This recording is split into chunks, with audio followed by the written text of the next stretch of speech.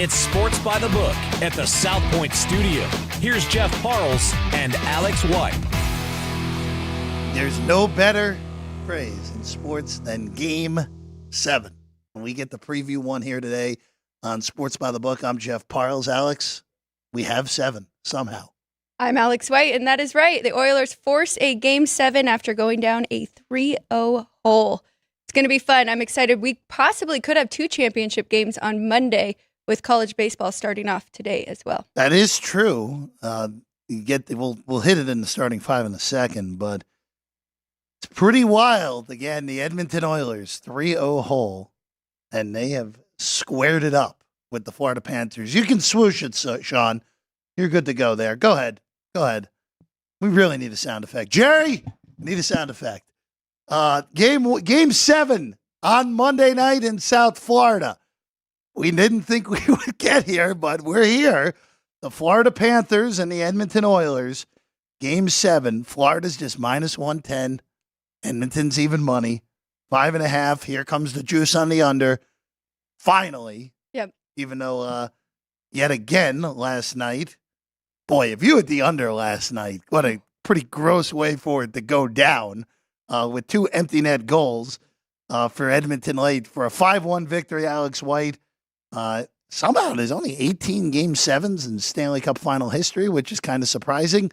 And also as well, this is the first Game 7 post-COVID in any major sport for a championship series. We've seen them in baseball. We saw it in American League Championship Series. We've not seen it in an actual championship series, either in the NBA, the NHL, or Major League Baseball. So this is the first one since 2019 in a Game 7, Alex. Very interesting. I received multiple texts saying that I was very lucky to hit that over 5.5, and I was.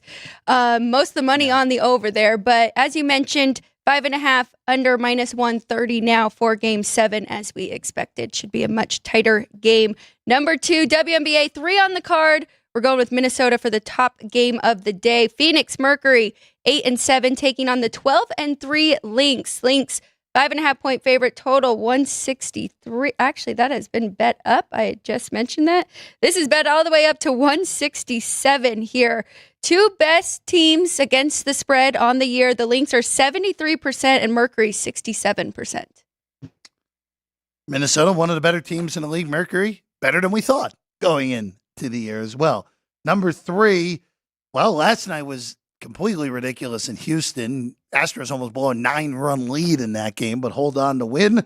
Maybe a little bit of a different feel with this one. Astros sending Ronald Blanco to the mound today against Corbin Burns of the Baltimore Orioles. Orioles minus 136 on the opener. Right now, Orioles sitting at $1.39 behind us with a total of 8 juice to the under for that one. Again, the Astros are playing a little bit better and trying to make a little run after that dreadful first 6 weeks of the season now.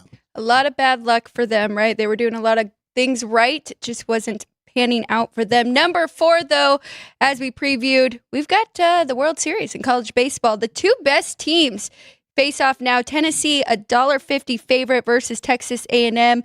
Very high total. We're seeing 11.5 here at the South Point. These are the 2 betting favorites going into the tournament, even though Texas A&M was seated behind Kentucky. These were, by the betting market, all the way through the 2 betting favorites. Yeah, I know Arkansas was mixed in there as well, but these were the 2 best teams all year long, and here they are. Very rare we get this in college baseball. You don't see it where the 2 best teams, realistically speaking, get all the way through, but they're all the way through here into the final in Omaha. And then number 5 in Euros, the Republic of Georgia nearly got their first win ever in a Euro. They ended up drawing earlier in the day against Czechia, which is the Czech Republic, the most here in the States. Turkey and Portugal underway.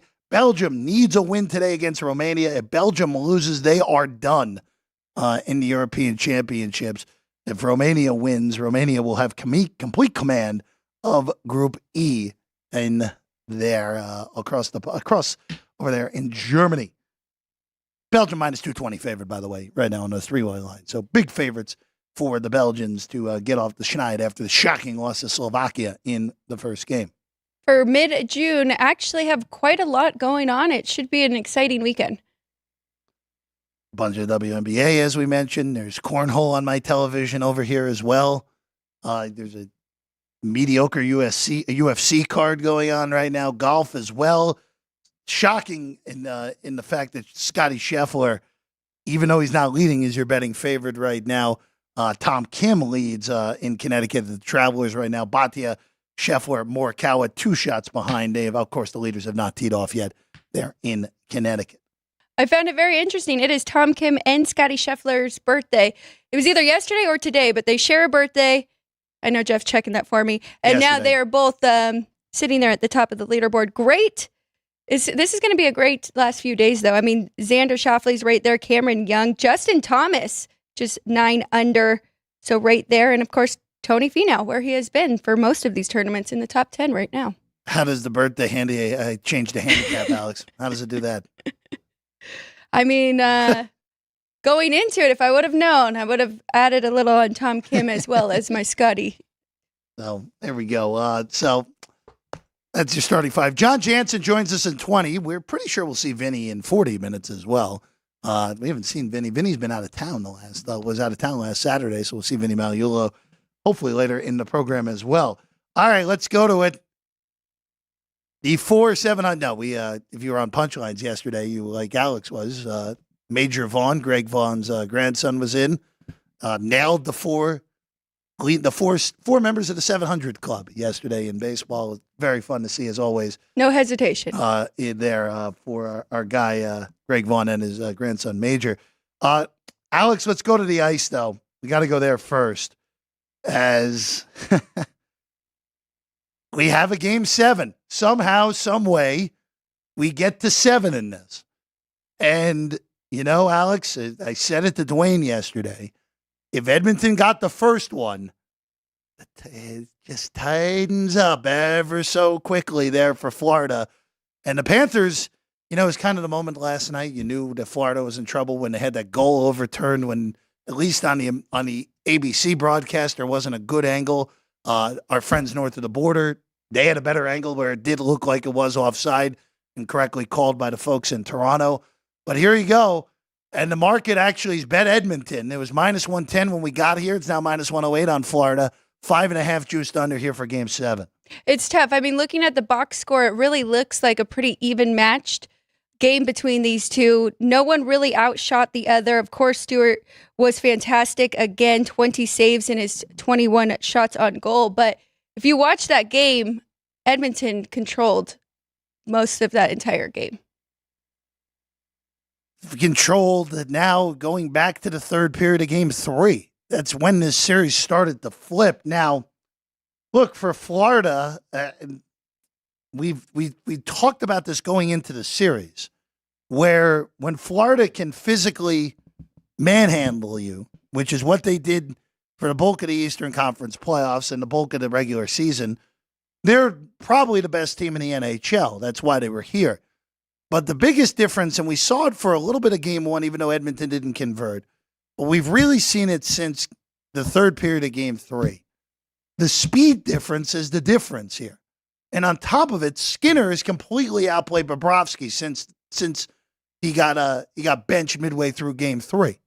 So you are now looking at a totally different scenario here where, and again, I'm not a huge momentum guy. Just not. It's more fictitious than anything, but it does, in this circumstance, I think it does actually show up. Where Florida is not the same team they were by the middle of game 3.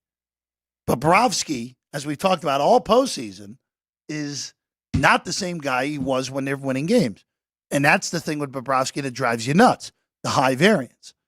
And now here you are with a game 7 in your own building with your fans in front of you, which is good, because if this was in Edmonton, Edmonton's going to win this thing. But with this game in South Florida, I still lean to Florida. Now, the first goal in this game, Alex, is going to be critical to the operation. Because if Edmonton gets out 1-0, like they have the last 3 games now, oh boy, that tightens up real quickly for Florida if that's the case.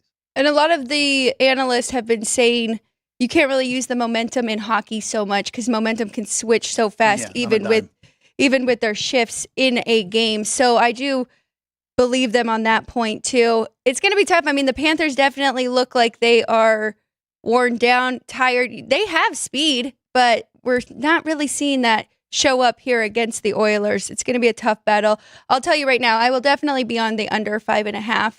Probably will not play the side. You're okay with the juice? Minus 40? I'm okay with the juice.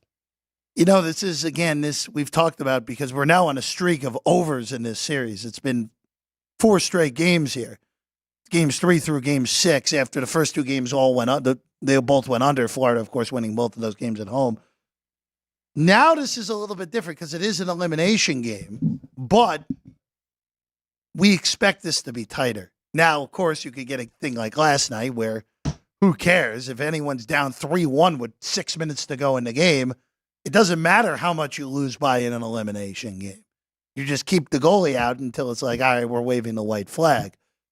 But I would agree with you. This is a heavy lean to the under. Don't love the juice, but I get it. I get it why it's minus 40 to the under.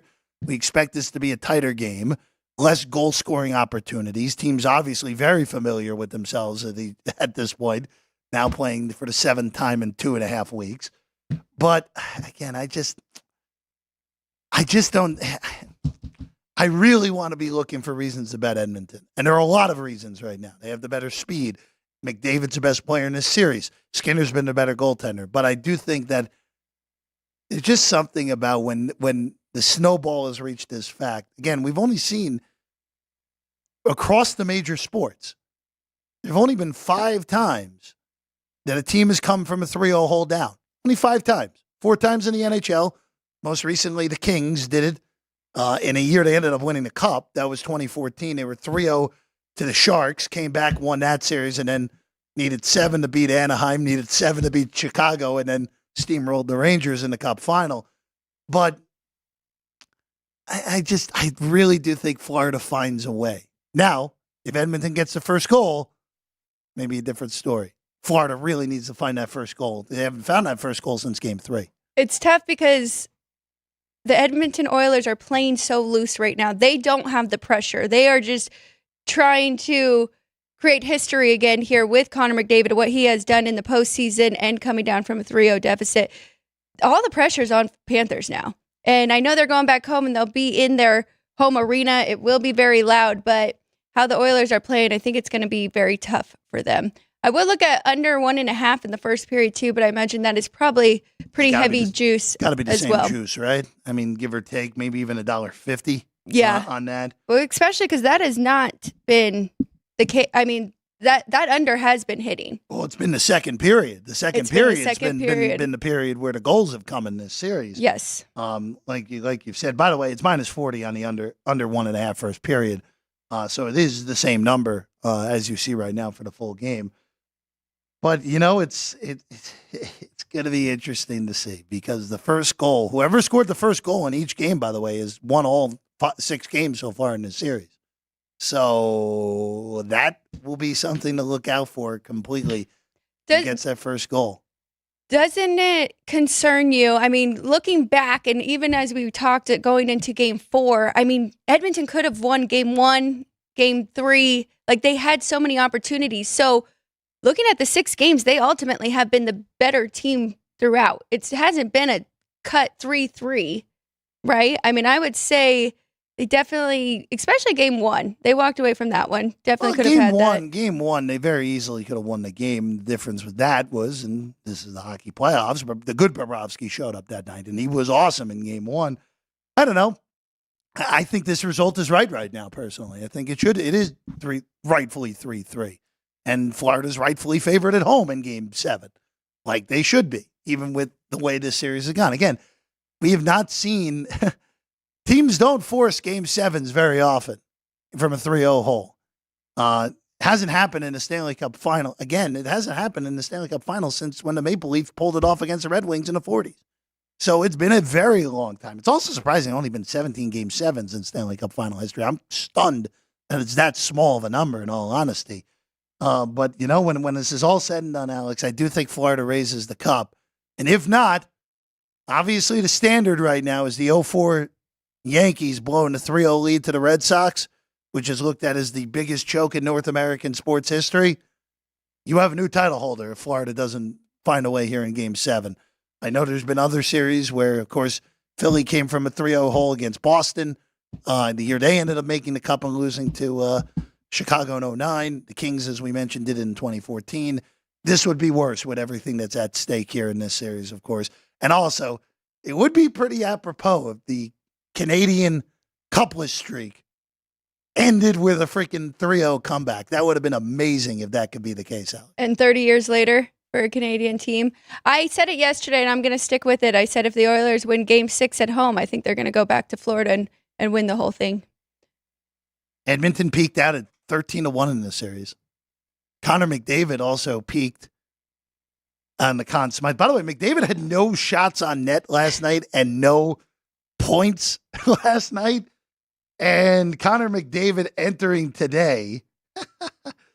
I just want to double check that I actually wrote this in my notes because the number was so ridiculous when I wrote it in my notes. Right now, Connor McDavid is minus 3,000 to win the Conn Smythe.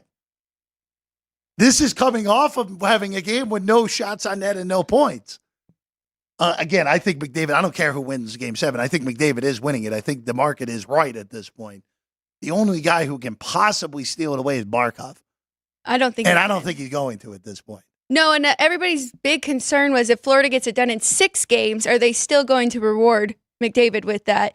Well, now they won Game 6, so I think it's pretty much well, done. It's wild because, again, it was McDavid's worst game of the postseason, arguably. Yeah, but what did he do the 2 games before to get them and drag it back there? You have no argument for me on that. It's just that it's just more ironic that McDavid hadn't had a shotless, pointless game since the middle of the regular season, and now the odds exploded. And again, I'm not saying the market's wrong.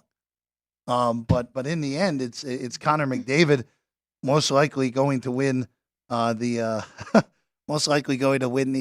Conn Smythe again. Also, by the way, Stanley Cup Final Game 7s right now. The last one, of course, St. Louis, 2019. They went on the road, won their first cup, beat Boston. To that point too, there's some trends that are against Florida as well. That you just said, St. Louis went on the road. Like the last few Game 7s, the road team. Yeah, Boston in 2011 against Vancouver, and then Pittsburgh on the road against Detroit in 2009. Those are the last 3 Game 7s in the Stanley Cup Final. So again, small sample size. I can't take much from it, but hey, you want to go that way again.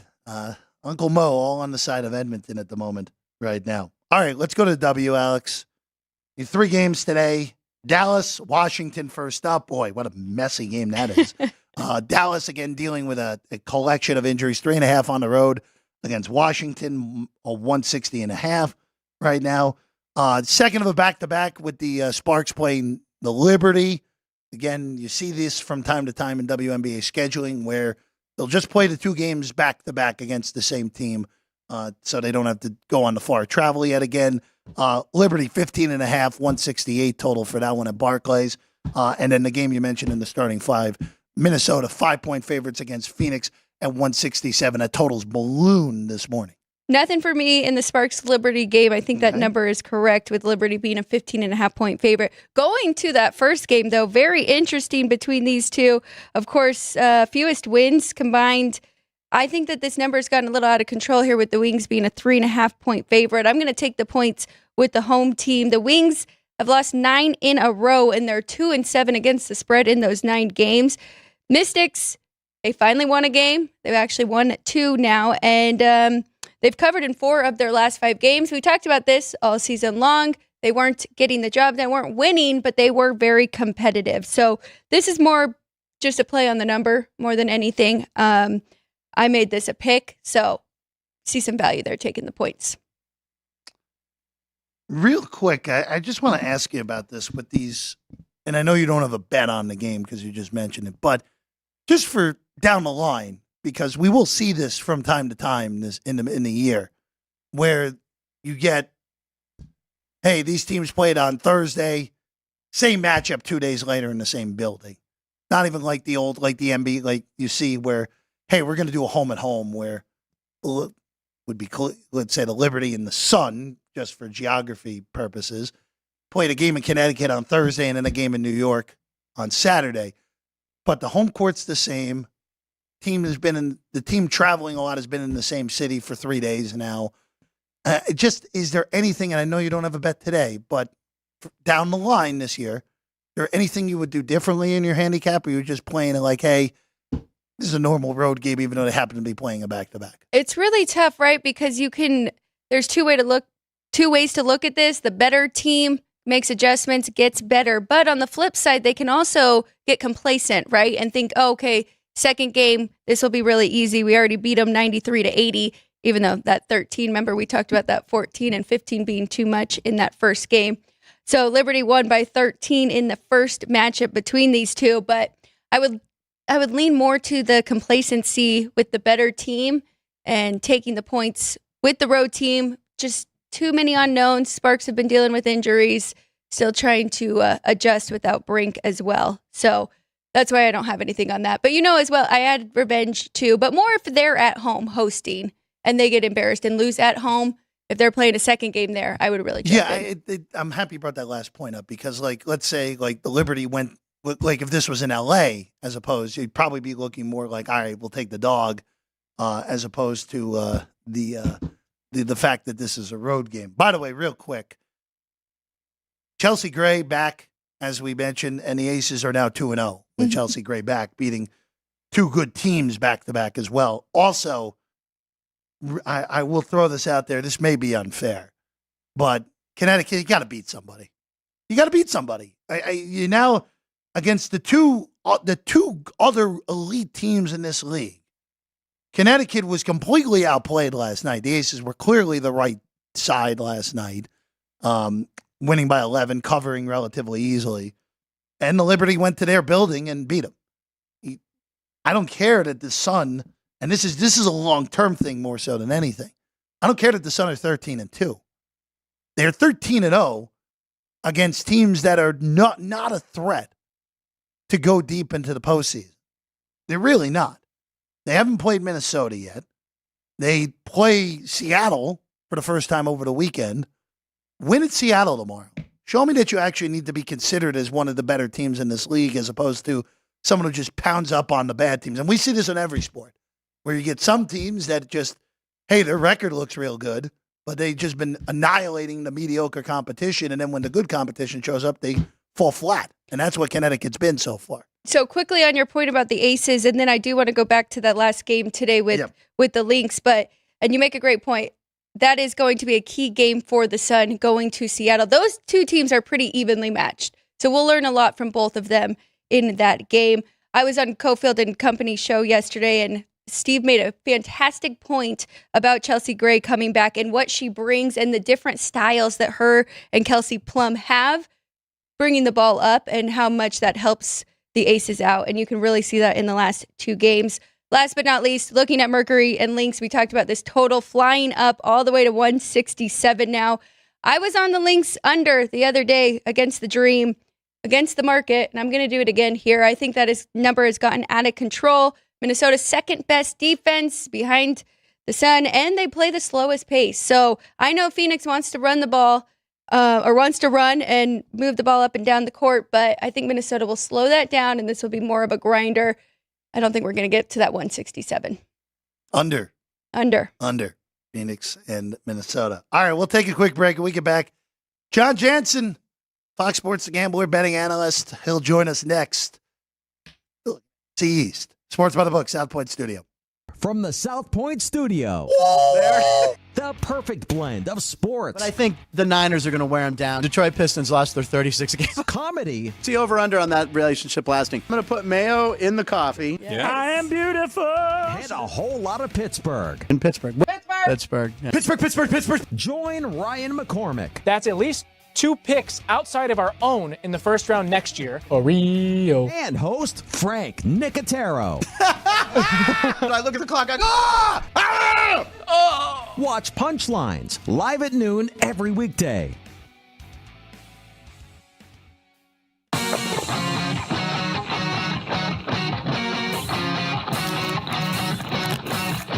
Once you've satisfied your hunger, get ready for more of the hottest casino games in Vegas. Our 24-hour, 30-table non-smoking poker room proudly hosts all the most popular poker games with a variety of betting limits. Visit the poker room for a schedule of daily tournaments. Whether you're going to hold 'em or fold 'em, the best place for poker is at South Point Casino. You'll notice that our craps tables are usually the loudest in the casino. If you've never played, join one of our free craps lessons to find out what makes this game so exciting. Check with the craps dealer for schedules and give it a roll. Bingo is also an exciting way to spend your time. We offer 7 sessions of bingo every day. And each session includes a cash ball jackpot, 12 bingo games, a progressive double action game, and a $10,000 bonus coverall. Electronic units are available. If you haven't played bingo with us, give it a try today. Guests can also get in on the action at our one-of-a-kind race and sports books, 2 separate rooms designed to maximize your experience and comfort. Our sports book, with over 400 seats, puts you right in the middle of the action, 24 hours a day.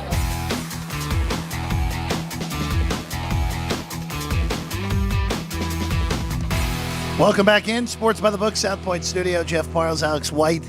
Now joining us in Philadelphia. See him on Fox Sports The Gambler still once in a while with our other good friend, Sean Brace.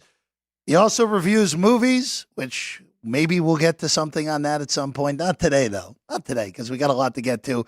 Our guy, John Jansen, with us right now. What's up, John? It's good to see you.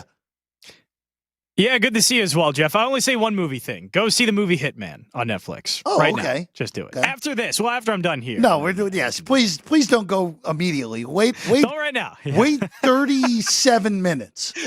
Go ahead. Watch the I rest don't of even the know show. if I can wait 37 minutes. Oh, well, you know, Wow. I mean...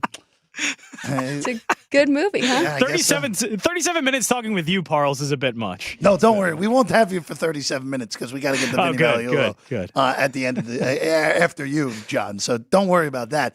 All right, let's go through this. We've been going through the NFC East this week. Alex and I will reveal what our division order is in a little bit. But John, let's just start in your neck of the woods with the Eagles. Really, the offseason more so than anything. Yeah, you get Bryce Huff. He replaces Hassan Reddick, who is not going to sign a long-term contract. But really, more so than anything, the big questions are, all right, how does the offensive line look now with Jason Kelce, of course, retiring? And how do those new coordinators impact things? Seemingly on paper, huge upgrades in Kellen Moore and Vic Fangio. But what are your thoughts on those two things? Again, replacing Kelce on that O-line and then the 2 new coordinators there alongside Nick Sirianni. Yeah, definitely a lot of new. But I think it's improved. I think that it's one team in the NFC East that is actually, I can say, has improved from last year to this year. Now, the thing is, the Eagles have to improve on a lot of things that went wrong, offensively and defensively. So it's not just, defensive side of things or offensive side of things. It was both sides of the ball that really needed to improve. But I think they did that. Defense is the one people are going to question the most because they got rid of their best player, Hassan Reddick, and they're replacing with a 25-year-old, unproven a little bit, defensive end in Bryce Huff, but still 25 years old, has shown a lot of promise as a pass rusher, and I think that's great. I think they bolstered up the secondary. They have a lot of versatility in the secondary. Guys you would consider hybrid players that can play both safety and the slot as well.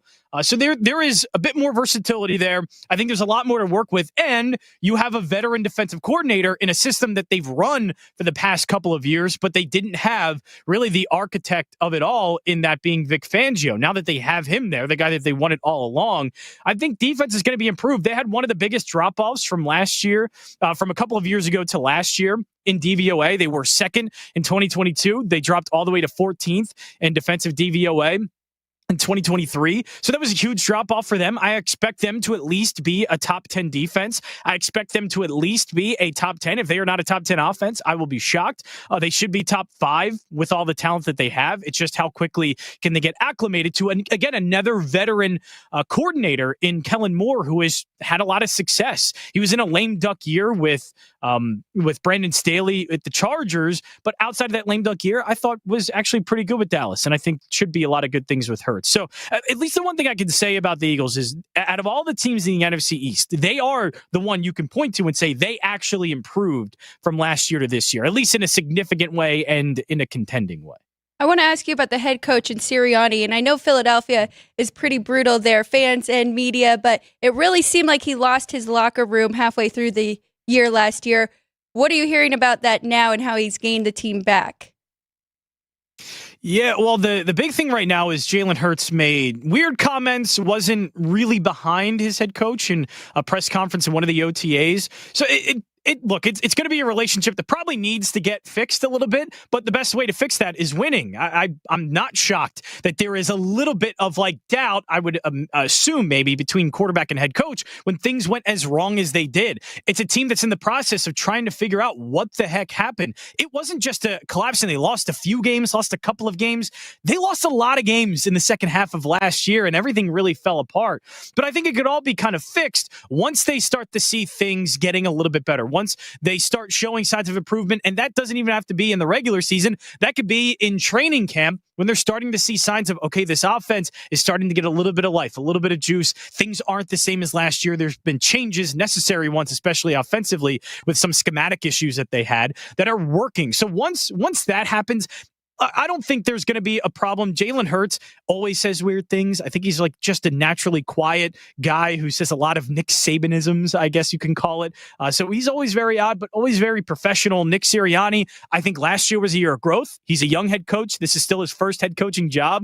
He's already gone to a Super Bowl. He's done a lot of things in the first 3 years. It's been a bit of a roller coaster, but for the most part, a successful head coach. And the Eagles are usually quick to let go of head coaches if they don't think it's going in the right direction.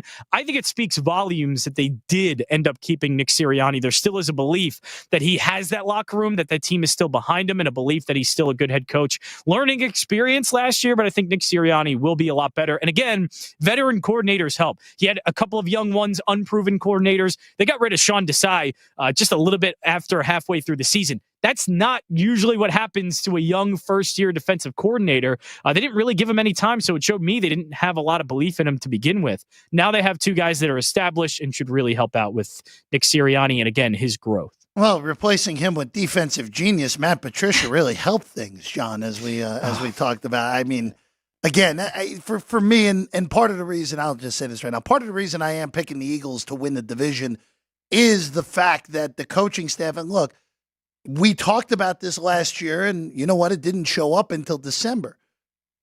Losing both coordinators in the same offseason for head coaching jobs is really difficult. Unlike this offseason where the Eagles correctly got rid of their coordinators where they were not up for the job. The combination of Desai and Patricia was a train wreck, and Brian Johnson just wasn't good enough, especially with Moore on the market after getting fired after the whole staff in L.A. was gone, and Fangio, who clearly didn't get along with Mike McDaniel well. So I'm just curious here, John, where I know we've talked about this. Nick Sirianni's 50-1 to win Coach of the Year right now. I don't think that's worth a bet, even though I think the Eagles are going to win the NFC East, because I think the coordinators are going to get the credit, not Nick Sirianni. And that's why that number, where some people may think, hey, this is a huge number. Why is it so big on a team and a coach that, hey, if they improve and win the division, that could look at, hey, the coaching got a little bit better. I think it's going to solely go credit on the coordinators, not the head coach. Well, yeah, and this happened 2 years ago as well in their Super Bowl year. They gave credit to the roster. The roster is the reason why the Eagles went to the Super Bowl. The roster was so good. And the thing is, coming into the year, I'm sure there's going to be some question marks about the Eagles, but if they start playing well, there are a lot of people that are going to look back at their roster and go, well, that's a great roster. Of course they should be playing well. So, yeah, Nick Sirianni, unfortunately, I would like to say that he could be in the Coach of the Year conversation, especially because if you're going to get it 50-1, especially because if they're going to be competing for a number one seed in the NFC, which I absolutely think they could. That usually means a head coach is going to be looked at for Coach of the Year. But I think, as we saw again, the example 2 years ago, he's just not going to get the credit for it. The credit could go to the coordinators, but I think a lot of the credit's going to go to Howie Roseman for getting the roster together, but just the roster in general, because it's so good. They have a top running back. They have two top receivers. They have a top tight end. Even with Jason Kelce gone, it should be still a top 5 offensive line. They brought in a lot of talent in the secondary. They still have talent on the defensive line. Jalen Carter should take a big step from last year to this year in his second year. There's just so much talent, and I think it'll be recognized if the Eagles do end up playing well and they end up going to the places that, Jeff, you and I are talking about, where they win the NFC East, where they're a number one seed potentially in the NFC. It's all going to go back to roster mostly. John, let's move down the list here. I want to get your opinion on the Dallas Cowboys, who have not made a lot of moves this offseason. Of course, they lost Dan Quinn, bring in Zimmer as their defensive coordinator. Finished 12-5 last year, undefeated at home until the playoffs, of course. How do you see this team doing this upcoming year? It'll be interesting because, they don't want to sign Dak Prescott. They don't want to give him money. And I know the postseason problems you could maybe put on Dak, but as a regular season team, a lot of their success, at least for me last year, wasn't defensively, really. It wasn't that they were an abundance of talent on offense or Mike McCarthy's a great play caller. Dak Prescott played out of his mind last year. He was a top 3 quarterback in EPA for most of the year. I think he finished number 2 in MVP voting. Dak Prescott had an absurd year, and that's the reason, to me, Dallas ends up being one of the best teams in the NFC last year. Again, unfortunate that they end up losing in the playoffs, and a lot of that gets thrown on Dak Prescott. But I don't know where they're at if Dak Prescott doesn't play that well. Now, I don't think they're as good as they were last year. I don't think Dak Prescott's going to be able to repeat the same absurd numbers that he put up last year. And if he doesn't do that, it's a heavy reliance on the running game. It's a heavy reliance on defense getting better. I just don't think they're good enough in those areas to end up competing, at least with the Eagles in the NFC East, which I think have a better roster. It's heavily, heavily, heavily reliant, again, to me, on Dak Prescott to be able to take them to those places. I just can't believe Dallas doesn't see that. I can't believe Dallas is the team that's seeing it up front in their own building over and over again every single week and go, well, Dak Prescott's maybe part of the issue, and we're not sure if he's our solution for the next few years, because to me, it's really the one thing that they had last year that was truly, truly elite was quarterback play. Now, in the playoffs, different story. Maybe that's what they're looking at, but I don't know in the regular season if they'll be able to compete if Dak Prescott's not playing at that high of a level again. Yeah, I still have Dallas as a playoff team, but this whole contract situation, it's bizarre. Usually by now, other than Kirk Cousins, he's the only guy I can think of that has gone through, ended up leaving, of course. I don't think Dak's there in 2025, really don't, but that's a different discussion for a different day. Let's go to Washington. New head coach Dan Quinn, rookie quarterback Jaden Daniels. They had a great offseason. They revamped the offensive line. They revamped the offense. Their win total is still 6.5, juice to the over. I don't know. Again, it all comes down to what are we getting out of the rookie out of LSU more so for anything for me. Yeah, a little bit of that, and I think he's good enough of an athlete and fundamentally good enough that he's played a lot of college ball as well. So there's a lot of games under his belt, so we should be fine. I'm worried about his offensive coordinator. Cliff Kingsbury wasn't good in Arizona. And I think we saw Kyler Murray coming off of an ACL injury, coming back last year and playing well because he was in a big boy offense. That was an NFL offense where he's able to drop back. He's getting NFL-type routes, NFL-type concepts. He's getting play action passes. The air raid offense, especially Cliff Kingsbury's version of it, which wasn't very good to begin with, it didn't work in the NFL. And I don't know if now that he's taken the year off, if he's really been able to look himself in the mirror and figure out, hey, I got to include some NFL concepts into my offense. I just don't know if that's the case. So I think offensive coordinator is the biggest problem here. I like the weapons that they have. They're really good at wide receiver. I like that Jaden Daniels has a lot of games under his belt, is a good athlete, which always helps a rookie quarterback as well.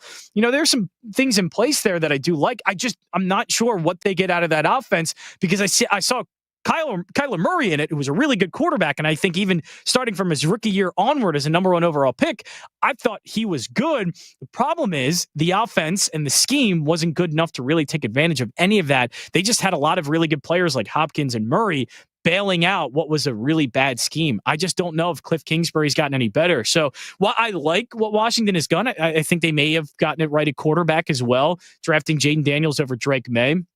I just don't think they got the offensive coordinator right. And I think that's something, especially a young guy like Jane Daniels, that could really hurt his growth in the NFL, especially early on. And the fact that Jane Daniels already a 23, 24-year-old quarterback, that growth has to be quick for a quarterback of that age. And if Jane Daniels doesn't grow quickly and you stunt his growth in that offense, I mean, this year, yes, it could be a problem, but moving forward, you got to take advantage of these first 4 years for Jane Daniels. And if you can, they're going to be in a really bad spot. And I think Cliff Kingsbury could be stunting his growth.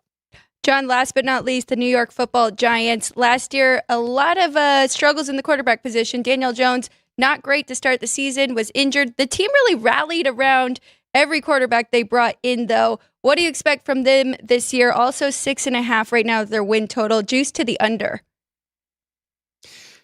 I would have to go under. They have a lot of wide receivers in there now, especially Neighbors. That's very good. A lot of slot receivers, though. I don't know how it's all going to fit offensively. I do actually believe a bit in Brian Dable. I still think the offense is pretty good and got production out of Tyrod Taylor. Heck, he got production out of Tommy DeVito. So they did actually get some decent quarterback play off of some backups. It's just Daniel Jones isn't good enough. And I think they kind of noticed that this contract was a bad idea. And Daniel Jones kind of bamboozled them a couple of years ago in 2022. He really is not that good. And now you end up losing a big part of your running game, which in 2022, if you want to look at the best part of that offense and the reason why they were able to have success, to me, it wasn't Daniel Jones. Daniel Jones played somewhat efficiently, but there wasn't a lot on his shoulders. It was the running game. It was Saquon Barkley that was able to take all the attention away and made things easier for Daniel Jones. Daniel Jones just doesn't play like an NFL quarterback to me. You can compare all his numbers you want in the first 50 games to a guy like Trevor Lawrence, but if you watch Daniel Jones play, that guy is nowhere near as good. I don't think he's a top 15 quarterback. I think he's barely a top 20. I think he's outside of the top 20. And as long as it's the case and Daniel Jones is the starting quarterback for the New York Giants, I just don't see where they can get better. Their defense improved. I don't think going to be good enough. Again, they got some talent on the offensive side of the ball, but they lost what was their biggest contributor in that 2022 season, which I'm sure they want to get back into the playoffs, win a playoff game. Their biggest contributor to that, and I think their number one contributor, was Saquon Barkley, and he's not there anymore. He's actually on another team in the division. So that's not good. And Daniel Jones, I think there's going to be a big burden on him offensively this season, and I just don't think he's good enough to put all of that on.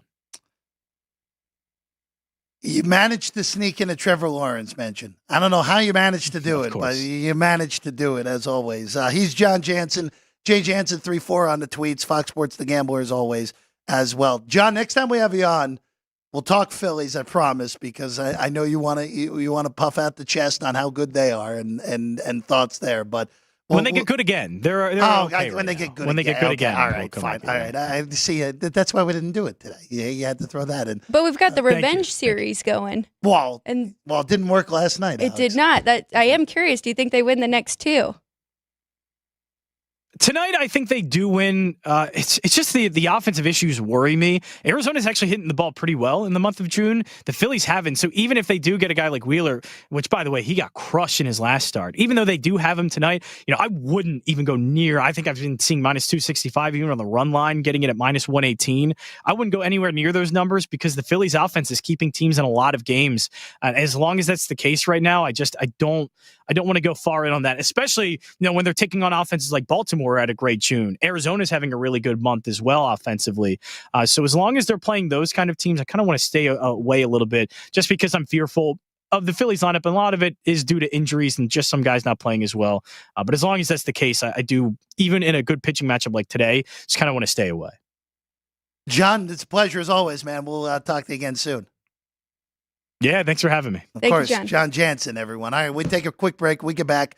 Vinny Magliulo joins the set. Sports by the Book, South Point Studio.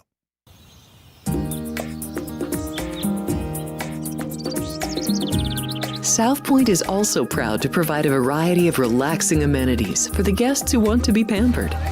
Soak up the sun and let your stress melt away in our lagoon-style paradise swimming pool. A relaxing getaway where you can bask in the desert sun and enjoy seasonal food and bar service poolside. And if you really want to escape, come to Spa Costa del Sur. From couple suites to a co-ed wet area, our spa caters to business and leisure travelers who want to unwind and elevate their senses. A visit to one of our spa's steam, sauna, or whirlpool treatment rooms will leave any guest feeling like they can take on the world. Our gaming amenities include over 60 table games and over 2,600 of the most popular slot and video poker machines. We have penny slots, including the popular Buffalo games, and real machines like Wheel of Fortune, Triple Sevens, and Megabucks. If you prefer video poker, try Deuces Wild, Double Double Bonus, or a variety of multi-denomination games. Or try your hand at one of the most popular casino table games in the world, Blackjack. Don't let the game intimidate you. Blackjack, also known as 21, is both easy and fun. And our dealers are always happy to assist. And the best part? Blackjack always pays 3 to 2. Next, check out the roulette tables. Roulette is one of the easiest casino games to learn, and so much fun to play. It's a favorite of both beginners and seasoned players. In addition to blackjack and roulette, our casino pit features over 60 popular table games like Baccarat, Pai Gow Poker, 3-Card Poker, Ultimate Texas Hold'em, and Mississippi Stud. So get out of your room and come join in the fun.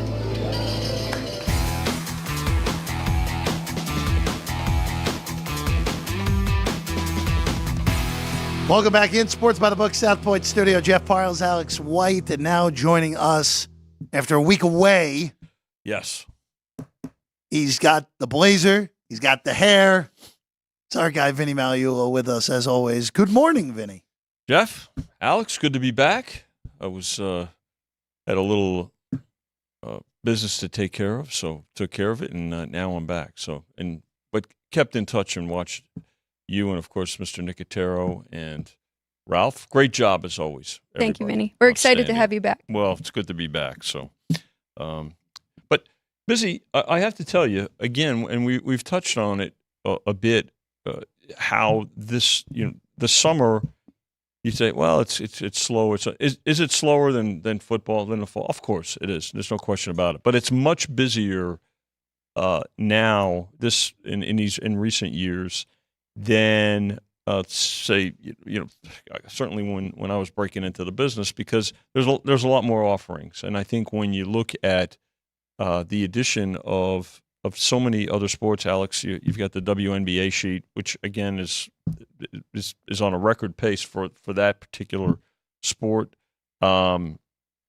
Baseball, we've got the college World Series has seen an uptick. You've got the soccer, and a good variety of soccer with the Euro, and of course everything that's going on in North and Central and South America with the Copa. So it's great. There's a nice, more of a variety, and the folks have responded to it. And oh, by the way, football. People are interested in betting football. In fact, we took some pretty significant bets in the last week and a half on football. In fact, if you look at week 1, I think Chris probably talked about this when he came on. Chris Andrews, our director. They bet the Ravens. They took the 3 with the Ravens for $100,000 in week 1. So we're at 2.5. And a bit of a surprise here. Raiders under regular season wins. We did open at 6.5 over. Locals, a lot of Raider support here, obviously. Always has been. Went to 7, and some pretty respected opinions bet the under 7 on the Raiders regular season wins. So some good action. And that when you have this much time too to book it, right? That's why week 1, as we've discussed, is one of the most heavily bet weeks of the regular season, because we book it for close to 4 months. So when you get those kinds of plays, it certainly gets the accelerator going. It's interesting on that Raider thing. It makes sense why the respected bettor would come in when you have, again, it's a good looking defense. Yeah. It's a horrible looking quarterback situation. I know people like Gardner Minshew, but Gardner Minshew is what he is at this point. Even though I was a little alarmed, again, this is a few weeks ago, but Pierce, a little alarmed with the way that Pierce phrased, hey, Aiden O'Connell's gonna have the chance to win this job, where, look, Aiden O'Connell, for a 4th-round draft pick, perfectly fine a year ago. That's got to be Minshew's job going in if you're serious about competing going into the year. Well, you would think, you know, the veteran and certainly a gamer. You got the 2-time defending Super Bowl champs in your division. Chargers figure to be improved. I'm not so sure about I think Denver's gonna be the bad. Broncos at all. I think that's a complete rebuild. But the Raiders, one of the more challenging schedules too. You know, when you look at it, and travel-wise as well. And we talked about that when it was time to put up the regular season wins. While we knew the opponents, we wanted to see the sequence of the games, right, and the travel of the games. Chargers actually have, I think they travel the most, if I'm not mistaken. When you look at the Chargers, and if you when I talk about that, it's just simply mileage, right? Where and crisscrossing the country, and in some cases the globe, right, with the European games and things like that. So that comes into play, and I think. But to your point, Jeff, I think the quarterback situation has lent, or factored into the opinion by those the folks that came in and bet the Raiders under 7 for sure. How about this hockey, Vinny? Hockey, boy, I'd tell you what. A week ago, we weren't. I know we weren't talking about a game 7, but what a complete flip of this series. I mean, when you look at how Edmonton has responded, and I guess certainly solved the Panthers' forecheck. Yep. And I mean, Bobrovsky, they put 15 goals on him in the last 3 games. I think the 2 biggest factors are what kind of favored Florida going into the season. I think, we talked about coaching and the coaching experience, okay. But the other part was the forecheck, okay. But how about this penalty kill by the Oilers? Right. It's been as good as any team that we've seen in the finals in recent years. And the depth advantage was supposed to go to Florida, which I guess in the first 3 games it did. But boy, I'll tell you what, in these last 3 games, it's been all Edmonton. So close to game. Let's see, the last game. So game 5 in Florida, there was about anywhere from $1.35, $1.40. But now it's close to a pick'em game, game 7, and that's got a lot to do with just the results here that Edmonton's put on the board in the last 3 games. You mentioned that the forecheck has been solved. The speed of it, and really that's really more than anything. The speed of Edmonton, because Alex and I talked about it earlier in the show. Just when Florida was right earlier in this postseason, they inflicted their physical will. They've been unable to catch Edmonton. Can't. And you can't inflict your physical will if you can't catch the people. Great point. But it's again, we're not on again, and we'll be recapping Game 7 on Tuesday. That's the next time you and I are on, Alex. Of course, Frank will be on Monday to get a look at Game 7. I still think Florida's going to find a way to win this thing. $1.15. It's basically a pick'em game. And we, by the way, let's interrupt. We have the 10-cent straddle there. So plus 105 on the Oilers if you're looking to bet. The key to the whole thing, and I said this to you earlier, Alex. First goals, team that scored the first goal is 6-0 in this series. Yeah. Mm-hmm. If Edmonton gets that first one, well, it's kind of psychological. 100%. Right? And we said that yesterday too, where if Edmonton gets that first one, oh boy, here we go again. Right. They have our number right now. Goes through your head of Florida. If Florida gets that first goal, I think you just take a deep breath and it's like, okay, we're all right here, guys. We stabilize the ship, even if it's just one, even if it's a fluky goal right out of the gate. You just like, okay, all right, we got this. We're at home. We have a lead. Let's just hold. And meanwhile, Stuart Skinner, in games 4 through 7, I think he's undefeated in the playoffs. Yeah, he is. Yeah. Right? Yeah. I mean, he's like Billy Smith reincarnated. There's a New York Islander mention reference. there for you. There you go. Yeah, there you go. I got By the way, Billy Smith, the reason that the goalie sticks had the butt put on him, on the handle, on the shaft. Why? Because you just he was spirited. He was a master. That makes sense. Oh, he was fantastic at it. Vinny, I just want to go real quick. Yeah. Chris, whenever Chris is in here, he brings up baseball, and we know that. Look, it's a good collection of bettors bet you every single day on this. And best lines in the city right now. Most convenient access if you're coming in and not using your phone app. Just walk 25 paces, you're right at your parking spot. Your free parking spot. Your free parking spot, also critical to the operation. But again, this is we're now at the end of June. We're in the back end of June here. We're a month away from a little more than a month away from the trade deadline. This starts to get serious here over the next few weeks. Yeah, I think so. And that's why also you can't overreact in terms of futures, right? Because there's figures to be some trades that are, I think, going to be pretty impactful. And you've got to pay attention to rumors. You don't book rumors, but you want to be mindful of them. Does Mike Trout go somewhere finally? I have to believe that. I think that I think that the Angels are going to be in a rebuild mode, and I think that a Trout could get moved. I think the Mets, even though they're playing exceptionally well right now and are back in the wild card chase, are probably still going to look at things. Stearns is got a decision to make on Pete Alonso. And again, even though the Mets have played their way back into it, we saw this earlier in the season too, right? They had that run after the really bad start where they were playing 800 ball for about a week and a half or so. But so because of that, from our perspective, you don't want to necessarily overreact. I mean, but there are certainly teams that you can raise up, and we know that who's definitely or more likely to not get to the postseason. But all that said, too, with our pricing, it's a 10-cent straddle up to like about $1.60 or so.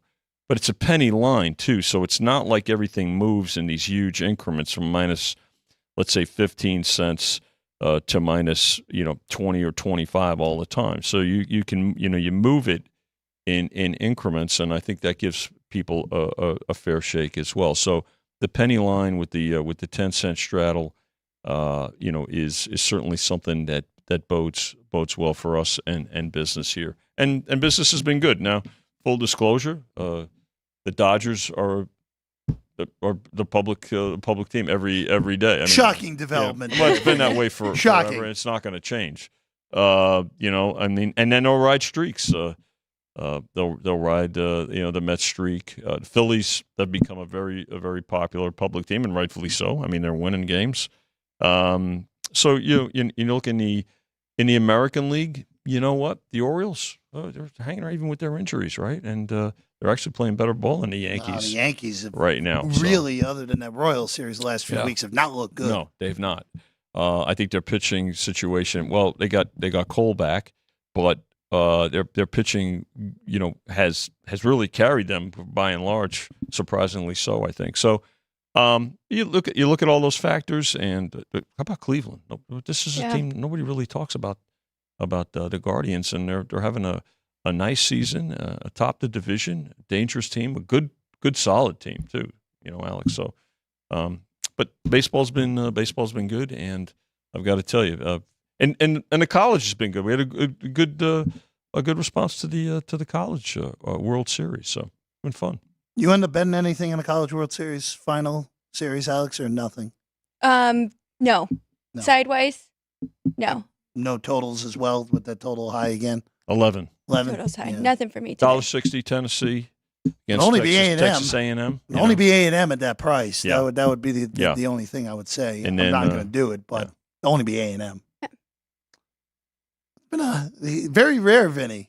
Very rare that the probably by most people power-rated number 1, power-rated number 2 teams actually make it to the College World Series final. Yeah. That is something that almost never happens. Yeah, there's always that there were Cinderellas on the way and things like that, but for sure, it doesn't always play out to the top 2 in every sport. But listen, it's about current form too, right? And the power rating is a season long compilation. Certainly recent results factor into it, but again, that's something that's a number that is constantly moving and being refined.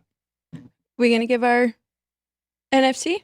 Yeah, well, that's good with me. Go ahead, Sean. You can go with Alex's first, just our projected order for the East to wrap things up here on a Saturday, and Vinny can critique as he goes.